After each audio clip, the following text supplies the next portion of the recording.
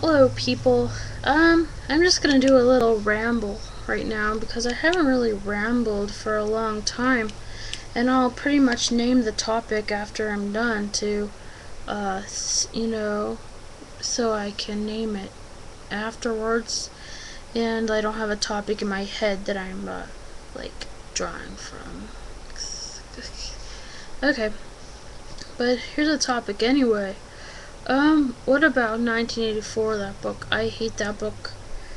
Have you ever read that book? I mean, was it business-like for you or something? Because for me, it was a spiritual energy. The energy in that book, that's the business that I'm in. The energy. If I could be in any of the ministries, it would be the ministry of peace. Because I like peace. I think peace is the end result of all things. But people are kind of stupid. They think that peace is conformity. Peace has many, many meanings that we don't even understand right now. So I'd be in the ministry of peace. I think those people would be like pretty smart or something, and they would enjoy their jobs because they're like serious, and they like to focus and do very hard work. And so, spirituality, where they were like in like pyramids or something. That's where their businesses were at. There were like 3 pyramids, 3 ministries. So that something is weird going on there. They aren't like normal like houses, like box houses like Jesus built. So there's something a little spiritual and metaphysical and occult going on there. And therefore I would enjoy that spiritual advancement. Spiritual thing, you know.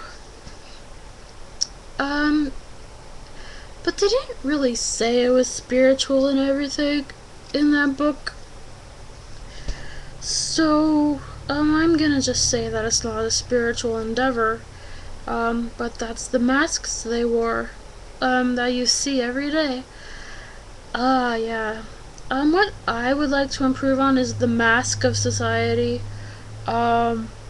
Lucifer is like the most beautiful angel ever in heaven, and he was an archangel. And to me, that's appearance. To me, there's like, a galaxy of appearance. There's a whole dimension that is simply appearance. And when you go into it, like light, like fuzzes, and everything gets light and spacious, and you see things for what they exactly are, in their spiritual oneness with their form, and you simply see the form. And when you see the form, you respect it in all its potentials and qualities. But that book, I could not respect it at first. It was contradictory. It was contradictions, one after the another, and my caring mind thought about it, the unconsciousness did, as I program it with my forefront thoughts, and I created myself a paranoia structure to live with. But thank goodness I knew of St. John of the Cross, and I went through the dark night of the soul in the form of schizophrenia. And luckily I did have a teacher at that time, a spiritual master teacher, whose name was John.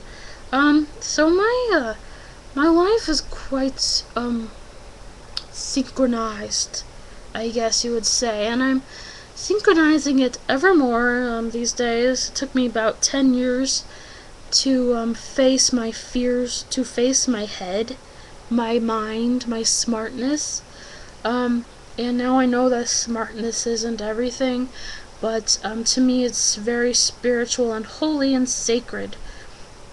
Therefore, when people call me crazy, I go insane, and I need to have more patience with that. Therefore, Gabriel and Raphael and Michael, the archangels, really helped me. Archangel Raphael is healing my heart, and we're working on that in our meditations. And Michael is always there for me. Michael represents Osiris to me, which is like a businessman. He's the epitome of the businessman. that I see every day. I will not see the sinful businessmen who I do not know their faces, desires, and souls. I will only see Michael, because this is easier for me, and he's peaceful. At least his intentions are peaceful, and he will bow down to pain at least a tiny bit. And he actually looks like he has knowledge of something, you know, if he insults you.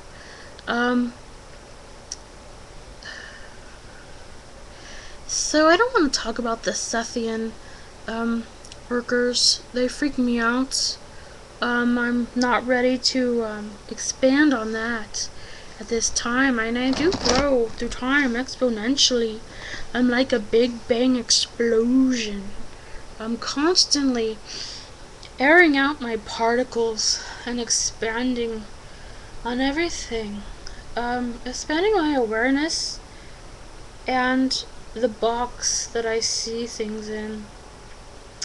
Luckily, I don't have to expand my fat anymore, because sometimes the brain just works very funny. Maybe it thinks since I'm getting like bigger in my head, like knowledge and everything, like Phenomenal in the movie, you know, maybe I should get bigger in my body and be fat, because then I'd be true to what's happening to me. Ooh. But did you notice that to be heard by society, by the legal system or whatever, you have to talk in a good framework. And so, these geniuses will not reveal their souls. You know, Van Gogh, he killed himself and everything. The world is a framework of beliefs and beliefs and beliefs. And to some, beliefs are reality. It is only reality, and reality is only what it is. To some people, they believe very highly of themselves, very highly of the spirit they respect very well. I go about with caution now, and am in my own body, because I will not respect others, as I do not know who they are, because from the energy I used to see them with, I now see myself ever clearer, and it's going quite well. Reality creating is very evident in my life. There's facts that appear. Yeah, that sounded like Abraham, dude. But, you know what? I think I channel the all that is. My guide told me that he could channel anything, and I believe that to an extent, you know? He's very in tune, this John. John, like a toilet, you know, it's very holy, very sacred. It exorcises anything unhumble. The coin term Big Brother is watching you, is always watching you when you shit. And we are shit compared to God. And this is a lesson, a very harsh lesson that I've learned. The act of being an animal in this human body is like humbling. To know it eternally and metaphysically and lucidly is very hard for my soul. I wish to not degrade people anymore. I wish the world to be enlightened. I do not want any more pain in this world. It's sick. It's sickness. And everything revolves around sex. Everything. You can heal with sexual energy. You know? There's so many people who know that. But, we really aren't as holy as the sex act, the sex feeling. Therefore, there's a dissonance in those two feelings, and you need to make up the difference to get to enlightenment. You really do. And as more people become enlightened, there will be more of a gap between good and bad, and as the good becomes more businesslike and humble in the regards of physicalness, the physical bottom part will have to meet up and match it. those would be the followers. Those would be the physically minded people who work, and it's very hard. Killing, no killing. If we couldn't kill forever and ever, but kill plants, yes. No, if we cannot kill any blood people, blood things, our civilization would have to talk with itself. We'd have to know all the dirty secrets. Would you do that to stop killing? Holiness is killing. But there are some enlightened people who cannot take killing, because they are so high. Almost like smoking dope, you know. I looked up archangels the other day, and there is a leader of the fallen angels, and his name is like Remiel or something, and that is the same name as Remy, a man I used to know in high school who did get high a lot. I would think that to invoke Remiel would lead this desolate civilization to perhaps become more relaxed by smoking weed. Of course, it is a fallen angel aspect. Therefore, he will never, ever, ever be a true-blooded archangel. High, good, never fallen thing. The weed will always be depressing. The weed will always look ugly in its true form. The weed, therefore, is relaxing. It is a humbling thing. And we will never access the fallen ones.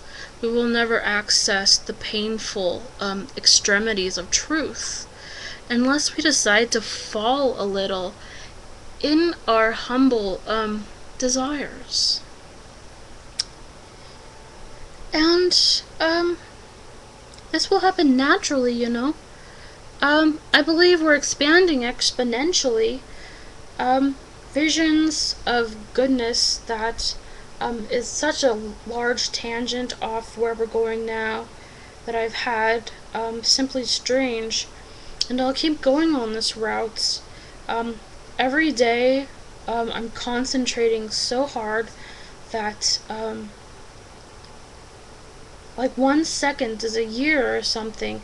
It's like the days are eternal and go on and on and on. And I do have schizoaffective disorder. I am labeled with schizoaffective disorder.